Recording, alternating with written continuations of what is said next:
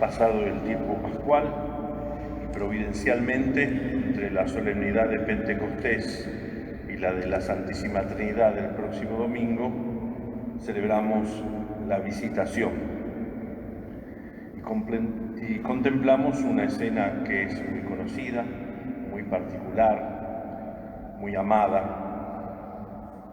Es una historia como la Anunciación, que la sabemos casi de memoria, que podemos ir siguiendo al que lee el Evangelio y adivinando si se ha equivocado, como esas obras de teatro, películas tan amadas, pero aquí es el mismo Espíritu Santo el que habla en nuestro corazón. Y está precedida la historia, no la historia, sino el episodio de la Visitación, hoy, por esta lectura del profeta Sofonías, que alrededor de 6 siglos antes de Cristo, o que ocurriera esta escena, le tocó predicar en momentos de un rey que fue un gran restaurador después de un momento muy duro para la historia del pueblo judío, el rey Josías, que intentó una gran reforma religiosa, como lo que uno esperaría también hoy, está esperando, y gracias a Dios uno lo está viendo, una gran reforma, no exenta de críticas de aquí y de allá, pero uno nota cómo el Espíritu Santo va trabajando. ¿Y por qué esta reforma? Porque tampoco podemos ser reformadores, reformistas, reformados por el mero gusto del cambio, sino que Asiria había aniquilado el reino de Israel, el del norte, el que llamamos Samaria en la época de Jesús, pero también había sometido al vasallaje, con lo que eso significa, el reino del sur, de Judá, de donde vendrá el Mesías. Y eso, someter bajo vasallaje significa cobrar impuestos, tener un ejército regular que domina. Imaginemos eso en tantos países que ocurre y nos da miedo. Pero no solo eso, no solo es un problema militar y de impuestos, porque hay que pagar impuestos para sostener al imperio. Quien conquista pretende que el pueblo conquistado pague, sino que también se metieron cultos asirios importados, una corrupción generalizada, porque donde hay un imperio que domina siempre hay colaboracionistas, gente que se asocia en la confusión, y como si esto fuera poco, prácticas idolátricas, porque los asirios traían sus diositos. Sí, Josías es realmente un profeta, Sofonías, el rey era Josías, un profeta justiciero que anuncia el día del Señor como lo hará Isaías, con ira, con venganza, pero la venganza del Señor, también coincide con Isaías, es que Él mismo salvará al pueblo judío. La venganza de Dios significa que Él mismo tomará cartas en el asunto. Y este profeta nos ayuda, como nos ayuda hoy la lectura, porque no es un problema de un papiro histórico en una clase de historia, que no lo es, a constatar nuestro propio pecado, el pecado de su pueblo, y sobre todo cuáles son las raíces de ese pecado, las causas. Y todo el texto, no solo el de hoy, sino todo el libro, que no es bastante breve, nos lo señala sin ocultarlo. El orgullo, la rebeldía, la falta de confianza en el Señor. Y frente a esto uno se pregunta, bueno, ¿qué debemos hacer? Como tantas veces se le pregunta a los apóstoles, Juan Bautista, a Pedro cuando sale del cenáculo del Pentecostés, ¿qué debemos hacer? La actitud que señala el mismo profeta es la de la pobreza. La pobreza entendida material y espiritualmente, la humildad del corazón. No en vano es la primera bienaventuranza en Mateo, que tanto se ocupa, Mateo, de recoger los textos del Antiguo Testamento, porque él está predicando a los creyentes en Cristo que vienen del judaísmo. Bienaventurados los pobres del espíritu, los pobres del Señor, porque a ellos se les anunciará la buena noticia de la salvación. Porque el que no es pobre de espíritu no baja la guardia y su orgullo, rebeldía, hace crecer esa falta de confianza en el Señor.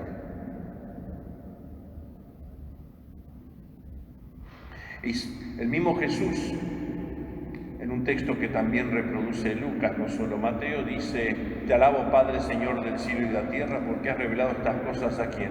A los pobres, a los sencillos.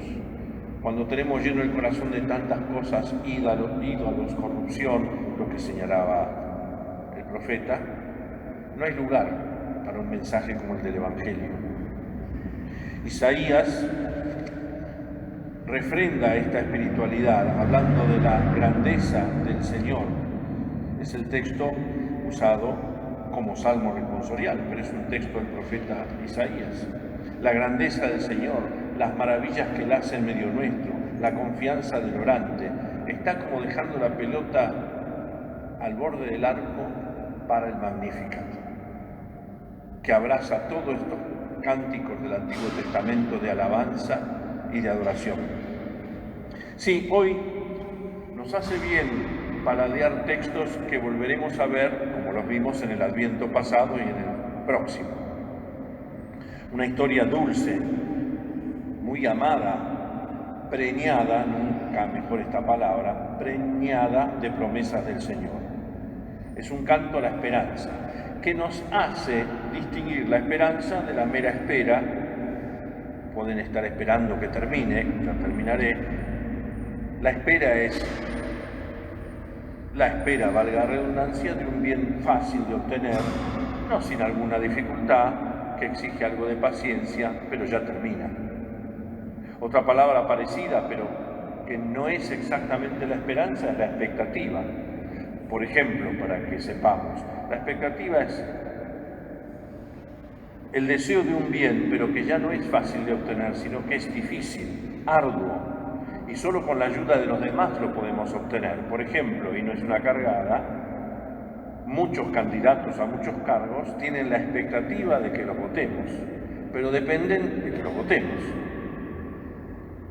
La esperanza es distinto, porque también es un bien arduo y difícil, pero toca lo sobrenatural y solo con la ayuda de la gracia de Dios podremos obtenerlo. Y esto es un canto a la esperanza.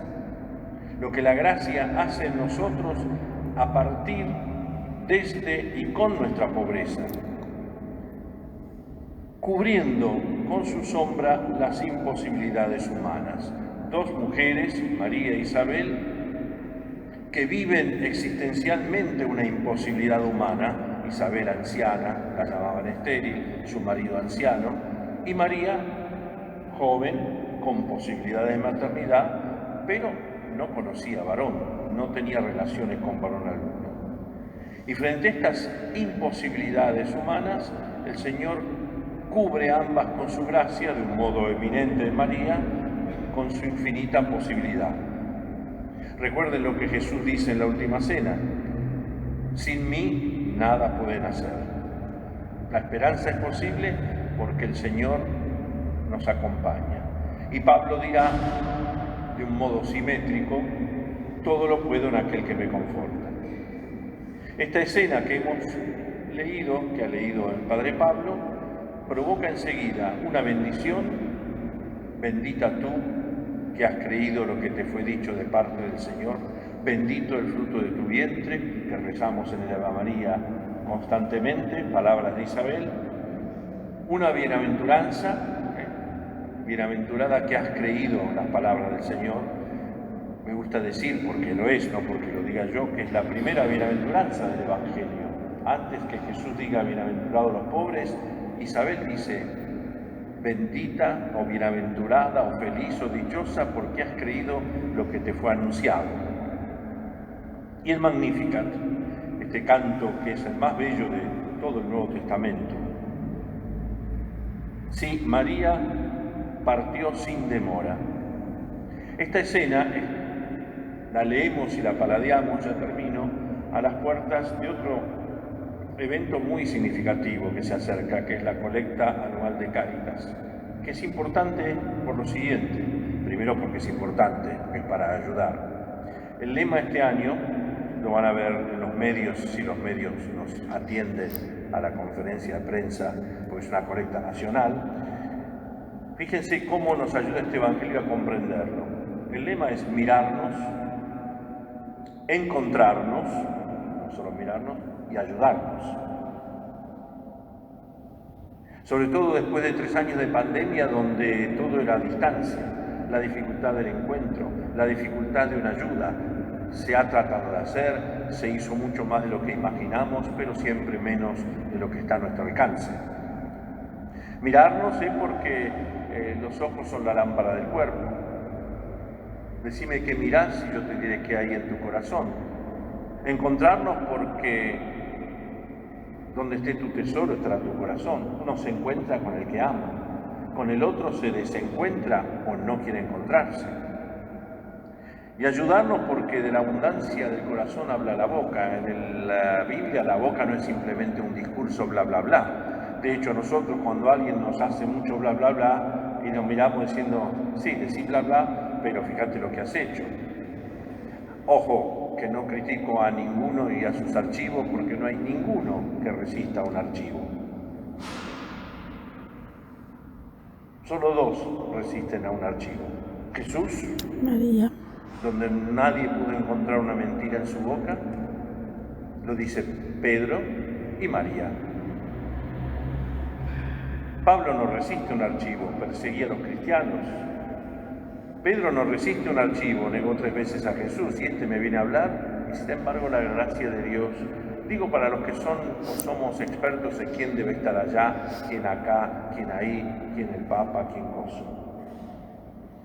No, resuena en nuestro corazón aquello de Isaías, no se acuerden de las cosas pasadas, no piensen en las cosas antiguas, yo estoy por hacer algo nuevo. ¿No se dan cuenta? Fíjense esta escena de María e Isabel. ¿Qué redes sociales, qué emporios de la comunicación detuvieron las rotativas para enterarse de lo que estaba pasando? Nadie. Así actúa Dios. Y en el Apocalipsis refrenda a Juan, el autor, yo hago nuevas todas las cosas. Sí, es un evangelio que nos ayuda y nos impulsa a la escucha, a la prontitud, a la alegría, a la cercanía de Dios en la vida cotidiana y a la humildad, como María se identifica o se autopercibe, lo digo para usar una palabra moderna. Yo soy la servidora del Señor. Un canto a la esperanza, pero advierto de nuevo, la esperanza no se opone